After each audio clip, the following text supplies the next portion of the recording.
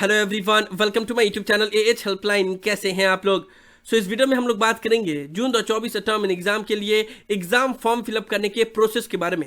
जैसा कि आप लोगों को पता है कि इग्नू ने जून 2024 टर्म इन एग्जाम के लिए एग्जाम फॉर्म फिलअप करने का पोर्टल ऑलरेडी स्टार्ट कर दिया है, जिसमें बहुत से न्यू गाइडलाइंस एंड इंस्ट्रक्शन दिए गए हैं, जिसके बारे में मैंने आप लोग को इस वीडियो में डिटेल में बताया हुआ है। आप लोग चाहें तो ये वीडियो देख सकते हैं, डिस्क्रिप्शन में और ऊपर कार्ड में वीडियो का लिंक दिया हुआ है, जिससे आप लोग को पता चल जाएगा कि इस बार एग्जाम फॉर्म के पोर्टल में क्या क्या चेंजेस और न्यू गाइडलाइंस ऐड की गई है। नाउ इस वीडियो में हम लोग बात करेंगे कि जून 2024 टर्म इन एग्जाम के लिए एग्जाम फॉर्म फिलअप आपको करना कैसे है एंड एग्जाम फॉर्म फिलअप करने के टाइम पे कौन कौन सी बातों का ध्यान रखना है। आप लोग वीडियो को ध्यान से देखिएगा, क्योंकि एक गलती से आपका एग्जाम फॉर्म रिजेक्ट हो सकता है, इसलिए वीडियो को ध्यान से देखिएगा। एएच हेल्पलाइन चैनल पे फर्स्ट टाइम आया है तो पहले चैनल को जरूर सब्सक्राइब कर लीजिएगा। एंड एग्जाम फॉर्म फिलअप करने के दौरान किसी भी तरह के डाउट के लिए आप लोग मुझे कभी भी कॉल करके अपना डाउट क्लियर कर सकते हो। ज्यादा इन्फॉर्मेशन के लिए कैसे कॉल करना है ऊपर कार्ड में दिया वीडियो का लिंक चेक करें, उससे आपको समझ में आ जाएगा। वीडियो में आगे बढ़ने से पहले हम लोग गुली बाबा बुक्स के बारे में बात करेंगे। जून 2024 टर्म इन एग्जाम की प्रिपरेशन कम टाइम पे और अच्छे से करने के लिए आप लोग गुली बाबा का गाइड बुक परचेज कर सकते हो। एग्जाम के टाइम पे यहाँ पे एक स्पेशल ऑफर दिया जा रहा है, जिसमें इग्नू की कोई भी गाइड बुक परचेज करने पे आपको अप टू 50% का डिस्काउंट दिया जाएगा। साथ ही साथ पेमेंट पेज पे अगर आप लोग एक स्पेशल प्रोमो कोड यूज करते हो AH5 तो आपको एक्स्ट्रा डिस्काउंट अलग से दिया जाएगा। उसके लिए आपको गुली बाबा का ऑफिशियल वेबसाइट gulibaba.com से ऑर्डर करना पड़ेगा। परचेज करने का लिंक डिस्क्रिप्शन में दिया हुआ है। बुक के साथ साथ आप लोग सॉल्व असाइनमेंट और प्रोजेक्ट भी gulibaba.com से ऑर्डर कर सकते हो। हर एक चीज पे 100% सेटिस्फैक्शन और मनी बैक का भी गारंटी दिया गया है, तो आप लोग इस ऑफर का जरूर फायदा उठा सकते हैं। परचेज करने का लिंक डिस्क्रिप्शन में दिया हुआ है। नाउ एग्जाम फॉर्म फिलअप करने से पहले आप लोग को 2-3 चीज़ों का ध्यान रखना पड़ेगा, उसके बाद से आपको एग्जाम फॉर्म फिलअप स्टार्ट करना पड़ेगा। सबसे पहले तो आपको अपना ABC ID क्रिएट कर लेना होगा, क्योंकि इस बार इग्नू ने एग्जाम फॉर्म के पोर्टल में ABC ID को मैंडेटरी कर दिया गया है। विदाउट ABC ID के आप एग्जाम फॉर्म फिलअप नहीं कर सकते। ABC ID कैसे बनाना है, ABC ID को एग्जाम फॉर्म में कैसे सबमिट करना है, उसके ऊपर मैंने डिटेल में वीडियो बनाया हुआ है। आप लोग चाहें तो ये वीडियो देख सकते हैं, स्टेप बाय स्टेप आप लोगों को कंप्लीट जानकारी मिलेगी एंड आप भी अपना इस तरह से ABC ID क्रिएट कर सकते हो और एग्जाम फॉर्म के पोर्टल में उसको सबमिट कर सकते हो। ठीक है, तो सबसे पहले तो ABC ID बना लेना।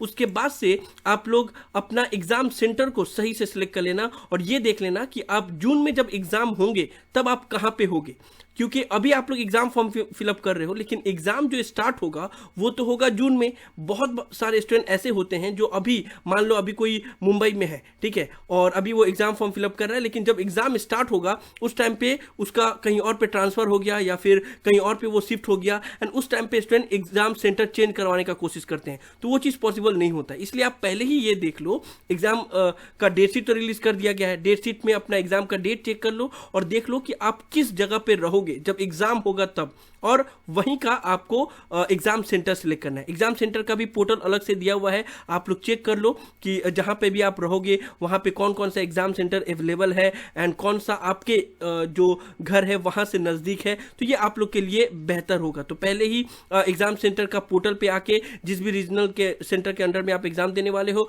उसको सिलेक्ट करना, सबमिट करना। तो उस रीजनल सेंटर में इस बार जो एग्जाम सेंटर अलॉट किए गए हैं उसका लिस्ट आ जाएगा, वहां से देख लेना कि आप इस बार कहां पे रहने वाले हो और वहीं का एग्जाम सेंटर को सिलेक्ट करना, क्योंकि बाद में एग्जाम सेंटर बहुत रेयर केस में चेंज होता है एंड मोस्टली केसेस में तो चेंज होता ही नहीं है, क्योंकि इग्नू ने एग्जाम फॉर्म के पोर्टल में ही बोल दिया है कि exam centre no request for exam centre change will be entertain in any case. ठीक है, तो ये चीज का आप लोग ध्यान रखना। नाउ तीसरा चीज का आप लोग को ध्यान रखना है कि आपको एग्जाम कौन कौन से पेपर का देना है। पहले ही ये चीज़ चेक कर लेना है कि आपको कौन कौन सा पेपर का एग्जाम देना है। उसके लिए आप लोग को इस पोर्टल पे आना होगा, डिस्क्रिप्शन में लिंक दिया हुआ है, यहाँ पे अपना enrolment number, programme code, captcha put करोगे तो इस तरीके से आपको पता चलेगा कि आपका कितना पेपर है।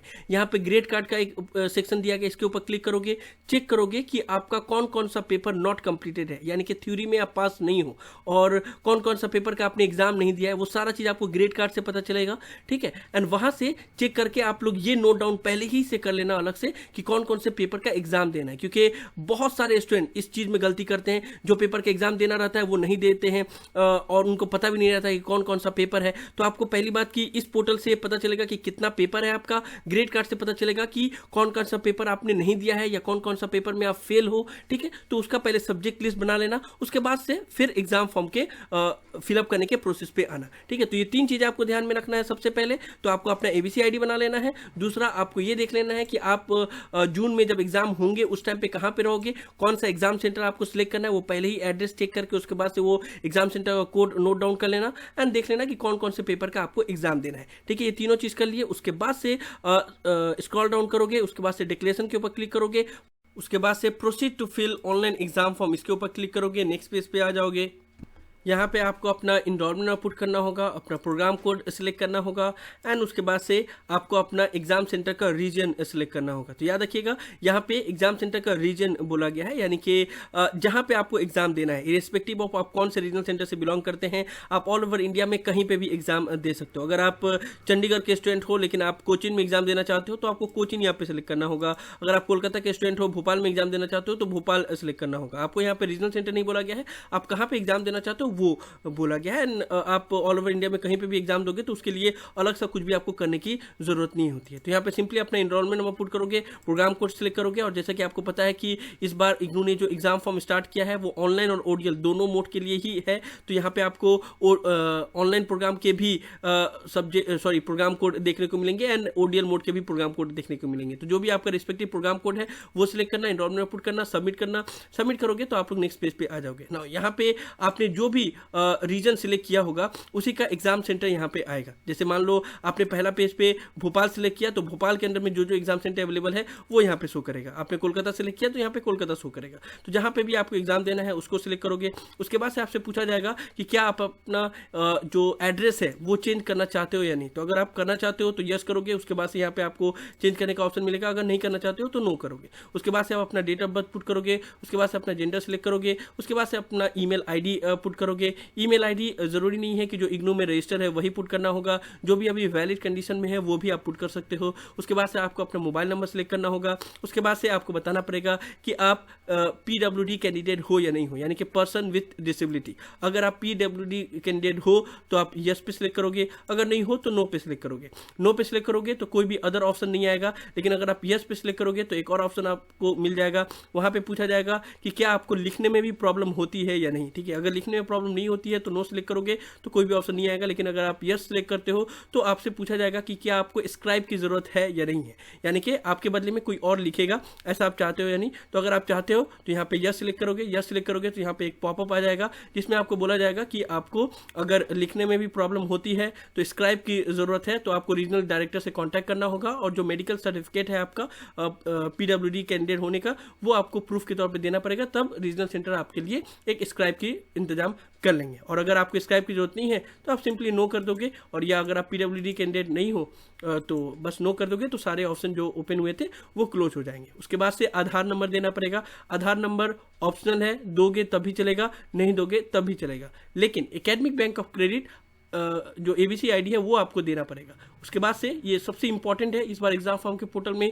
सबसे बड़ा हाईलाइट यही है कि एकेडमिक बैंक ऑफ क्रेडिट यानी कि एबीसी आईडी आपको सबमिट करना होगा। तो उसको सबमिट करने के लिए आप डायरेक्ट यहाँ पे जो 12 डिजिट का एबीसी आईडी है वो पुट नहीं कर सकते। यहाँ पे क्लिक हियर टू एंटर और चेंज एबीसी आईडी, इसके ऊपर क्लिक करना होगा। ठीक है, एबीसी आईडी कैसा होता है वो मैंने आप लोग को इस वीडियो में दिखाया हुआ है। यहाँ पे है एबीसी आईडी। इस तरीके से जब आप लोग डाउनलोड करोगे इस वीडियो को देखने के बाद से तो इस तरीके से आपका एबीसी आईडी डाउनलोड हो जाएगा और ये होगा 12 डिजिट का एबीसी आईडी। ठीक है, तो वो आपको पुट करना है, उसको ध्यानपूर्वक पुट करना, क्योंकि यहाँ पे अगर आपने गलती किया ना, मान लो एबीसी आईडी आपने गलत पुट किया तो जो आपका रिजल्ट है वो डिक्लेयर होने में बहुत मुश्किल होगा एंड जो आपका रिजल्ट है वो एकेडमिक बैंक ऑफ क्रेडिट में फिर स्टोर नहीं होगा। एबीसी आईडी क्रिएट करने का सबसे बड़ा मकसद क्या है कि आप जो भी पेपर क्लियर करते हो, जो पेपर में पास हो जाते हो, वो आपका academic bank of credit government of India की तरफ से जो बनाया गया है उसमें स्टोर रहेगा, यानी कि ये पेपर आप कंप्लीट कर लियो। ठीक है, इसलिए एबीसी आईडी बनाया गया। तो अगर आप सोचोगे कि कोई भी रैंडमली एबीसी आईडी अपना पुट कर दे तो फिर आपका रिजल्ट डिक्लेयर नहीं होगा, उसमें प्रॉब्लम होगा या फिर आपका रिजल्ट कहीं पे स्टोर नहीं रहेगा।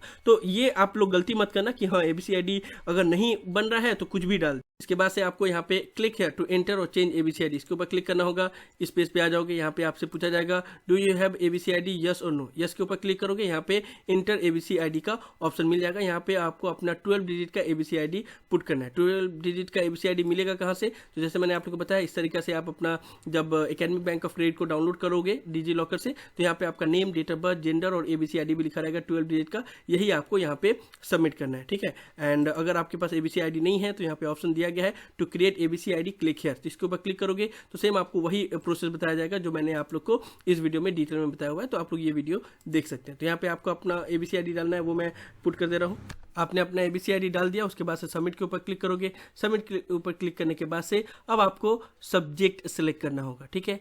नाउ सब्जेक्ट सेलेक्ट करना is the most important part of exam form fill up. Subject select करना मतलब कौन कौन से पेपर का आपको एग्जाम देना है, वही सब्जेक्ट को आप ड्रॉप डाउन लिस्ट में से 1 by 1 सिलेक्ट करोगे। नाउ ये कैसे सिलेक्ट करना है और यहाँ पे कौन सी बातों का ध्यान रखना है, जैसे मैंने आप लोग को वीडियो के शुरू में ही बताया हुआ था कि पहले ही आप लोग एग्जाम फॉर्म फिलअप स्टार्ट करने से पहले ही इस पोर्टल पे आके चेक कर लेना कि आपके कितने पेपर हैं और उसमें से कितने पेपर आप ऑलरेडी पास हो चुके हो, कितने पेपर बाकी रह गए हैं, कितने पेपर का आपको एग्जाम देना है। तो उसको पहले से ही नोट डाउन करके रखना कौन कौन सा सब्जेक्ट कोड का आपको एग्जाम देना है, कौन कौन से पेपर में आपका बैक लगा है, क्योंकि इग्नू में बैक पेपर का कोई अलग से एग्जाम फॉर्म फिलअप नहीं होता है, सबका एक ही पोर्टल से ही एग्जाम फॉर्म फिलअप होता है। तो जो पेपर में आपका बैक लगा है और जो पेपर आपको अभी देना है उन सब का इस ड्रॉप डाउन लिस्ट में से ही 1 by 1 आपको सिलेक्ट करना होता है, जितने पेपर का आपको एग्जाम देना है। 16 पेपर मैक्सिमम आप दे सकते हो, आपको 1 by 1 इसी तरीके से सिलेक्ट करना है। एंड उसके बाद से यहाँ पे आपसे पूछा जाएगा कि ये पेपर का ऑलरेडी आपने असाइनमेंट सबमिट कर दिया है, तो यहाँ पे बाय डिफॉल्ट यस रहता है।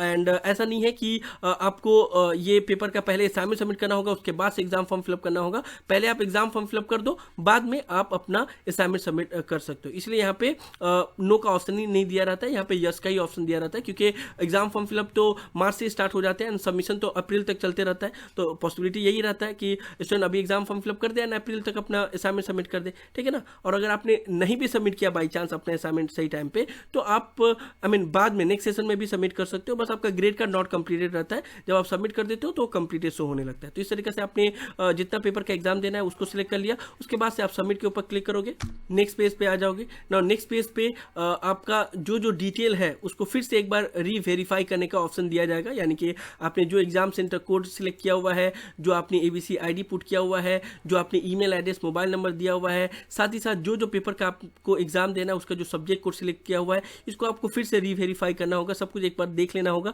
यहाँ पे समरी दे दिया हुआ है, अगर आपको इसमें कोई भी इशू नहीं है, सब कुछ आपने सही से पुट किया हुआ है, तो आप नेक्स्ट पेमेंट के पेज पे चले जाओगे। लेकिन अगर इसमें आपको लगता है कि आपने कोई इन्फॉर्मेशन गलत दिया हुआ है, तो आप बैक करके फिर इसको चेंज कर सकते हो। एक बार पेमेंट कर दिए फिर चेंज नहीं हो सकता, यहाँ तक आपको चेंज करने का ऑप्शन दिया हुआ जाता है, ठीक है ना। तो आपने सारा वेरीफाई कर लिया, सब कुछ सही है। उसके बाद से यहाँ पे आपको पेमेंट गेटवे दिया हुआ है एंड फीस दिया हुआ है कि कितना पेपर आपको कितना पैसा आपको देना है। तो पर पेपर 200 रुपीज़ लगता है, तो यहाँ पे आपको 3 पेपर का 600 रुपीज़ पे करना होगा, यहाँ पे काउंट करके दिया हुआ है।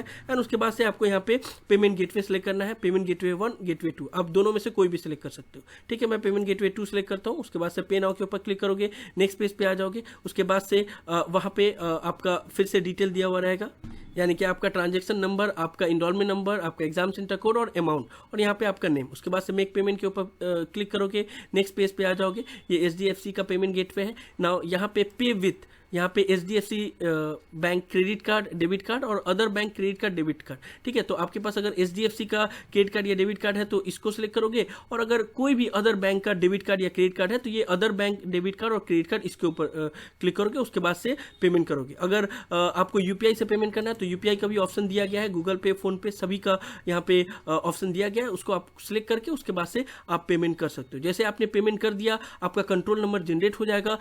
एक बार आपका कंट्रोल नंबर जनरेट हो गया, दैट मीन्स कि आपका एग्जाम फॉर्म सक्सेसफुली सबमिट हो गया। अब आप लोग एग्जाम फॉर्म का एक्नॉलेजमेंट स्लिप डाउनलोड कर सकते हो। एक्नॉलेजमेंट स्लिप डाउनलोड करने के लिए आपको एग्जाम फॉर्म के पोर्टल में ही आना पड़ेगा एंड वहीं पे आपको ऑप्शन मिलेगा एक्नॉलेजमेंट स्लिप डाउनलोड करने का। लेकिन मैं आप लोग को सबसे सिंपल तरीका बताना चाहूँगा जिससे आप लोग एग्जाम फॉर्म का जो एक्नॉलेजमेंट स्लिप है वो डाउनलोड कर सकते हो। सिंपली एग्जाम फॉर्म के पोर्टल में फिर से आना, डिक्लेरेशन के ऊपर क्लिक करना, डिक्लेरेशन के ऊपर क्लिक करके proceed to fill online exam form के ऊपर क्लिक करना एंड इस तरीके से पोर्टल ओपन हो जाएगा। उसके बाद से अपने एनरोलमेंट और प्रोग्राम कोड और जो रीजन है वो सिलेक्ट करना, कैप्चा पुट करना, सबमिट करोगे तो आपको यहीं पे ही पता चल जाएगा। जब आपने एग्जाम फॉर्म सक्सेसफुली सबमिट कर दिया है ना, तो वहाँ पे इंस्टेंटली कंट्रोल नंबर जनरेट हो जाएगा एंड इस कंट्रोल नंबर के ऊपर जैसे आप लोग क्लिक करोगे आपका एक्नॉलेजमेंट कुछ इस प्रकार से डाउनलोड हो जाएगा। तो सबसे सिंपल तरीका यही है, इसी तरीका से आप लोग अपना एक्नॉलेजमेंट को डाउनलोड कर सकते हो। एग्जाम फॉर्म के पोर्टल में जाके बस फिर से वही प्रोसेस अपनाना है एंड जब सबमिट करोगे ना तो आपको ऑलरेडी यहाँ पे शो करेगा कि आपने already exam form successfully submit कर दिया है